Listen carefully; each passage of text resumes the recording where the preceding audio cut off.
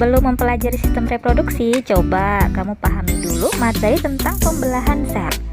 Sebelumnya, kamu telah mengetahui bahwa pada awalnya manusia berasal hanya dari satu sel. Sel tersebut kemudian mengalami pembelahan sehingga jumlah sel manusia pada saat dewasa dapat mencapai hingga 200 triliun sel.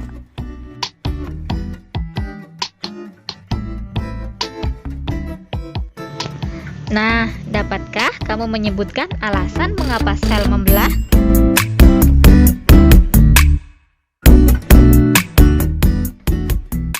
Pembelahan sel itu sangat penting bagi kelangsungan hidup semua makhluk hidup. Setidaknya ada 3 alasan mengapa sel mengalami pembelahan, yaitu yang pertama untuk pertumbuhan, yang kedua untuk perbaikan, dan yang ketiga untuk proses reproduksi.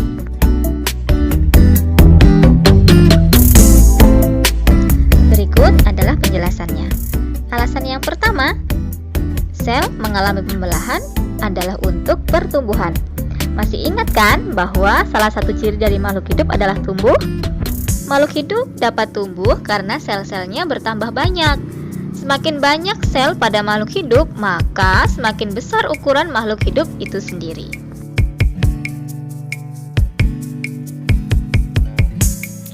Alasan yang kedua adalah untuk perbaikan. Pernahkah kamu mengalami luka pada bagian tubuhmu? Apakah setelah beberapa lama bagian tubuh yang luka tersebut dapat menutup seperti semula? Nah, sebenarnya pada bagian tubuhmu yang mengalami luka tersebut terjadi kerusakan jaringan.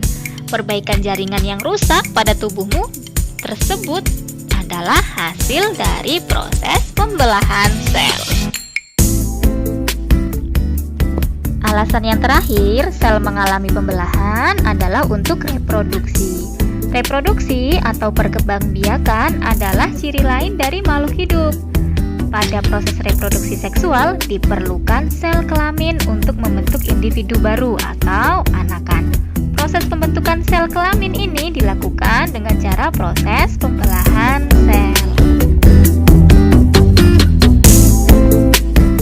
Menurut teori sel, semua sel hidup berasal dari sel yang sudah ada sebelumnya, atau disebut juga omniselula selula.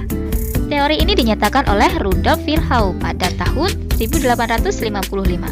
Pembentukan sel-sel baru atau anakan dari sel yang sudah ada sebelumnya dapat terjadi melalui proses pembelahan sel. Pembelahan sel dibedakan menjadi 2, yaitu pembelahan mitosis dan pembelahan meiosis.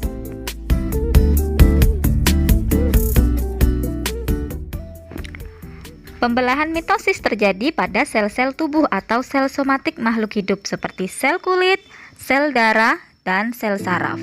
Pada pembelahan ini dihasilkan sel anakan yang mempunyai kromosom yang jumlahnya sama dengan jumlah kromosom sel induk. Kromosom adalah materi genetik yang berperan dalam pewarisan sifat. Pembelahan mitosis merupakan tipe pembelahan sel yang menghasilkan 2 sel anakan yang mempunyai karakter identik secara genetik dengan sel induk.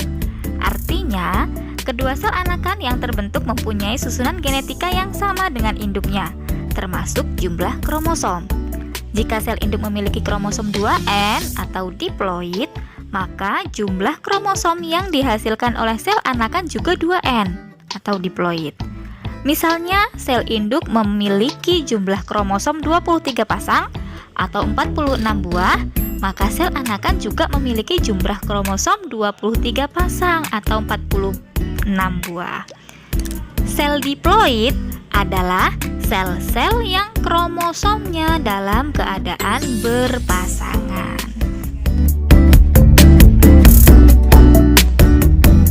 Pembelahan mitosis merupakan proses yang berkesinambungan yang terdiri atas 4 fase pembelahan, yaitu fase profase, metafase, anafase, dan telofase. Fase profase. Pada fase ini, kromosom di dalam inti sedang mengalami penggandaan. Nukleus dan membran inti rusak dan menghilang. Sentriol membelah menjadi dua bagian dan bergerak ke arah kutub yang berlawanan. Setiap sentriol menuju ke benang-benang spindle. Fase metafase. Pada fase ini membran inti melebur. Kromosom berkumpul di bidang ekuator yang ada di tengah sel.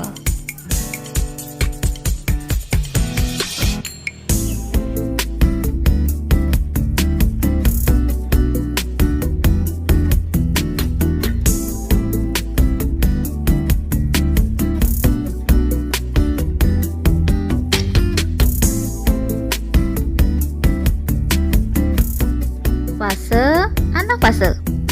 Kromosom pada fase ini bergerak menuju kutub yang berlawanan. Pada akhir anafase, kedua kutub sel memiliki kromosom yang jumlahnya sama.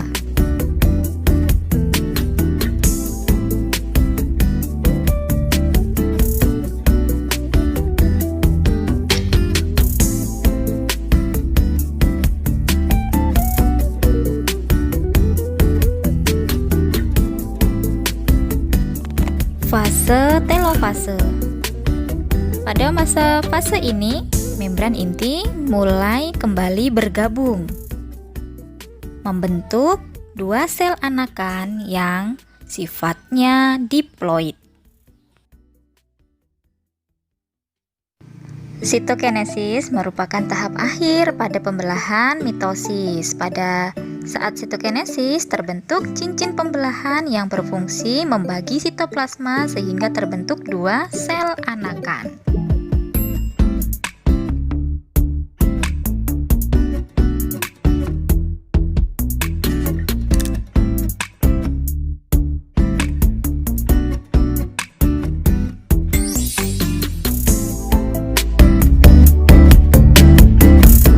Pembelahan meiosis adalah pembelahan sel yang menghasilkan 4 sel anakan yang masing-masing sel anakan hanya memiliki separuh dari jumlah kromosom sel induk.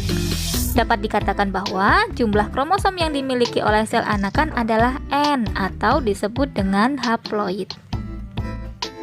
Fase-fase pembelahan meiosis pada dasarnya sama seperti fase pembelahan mitosis. Hanya saja pada fase pembelahan meiosis, fase tersebut berulang, sehingga fase-fasenya terdiri dari fase profase 1, metafase 1, anafase 1, dan telofase 1. Hasil anakan dari fase telofase kembali membelah, sehingga membentuk fase baru menjadi fase profase 2, metafase 2, anafase 2, dan telofase 2. Nah, pada tahap akhirnya membentuk 4 sel anakan yang sifatnya haploid. Perlu diketahui, pembelahan secara meiosis hanya terjadi pada sel-sel kelamin. Pembelahan ini berfungsi untuk menghasilkan sel gamet, yaitu sel telur ataupun sel sperma.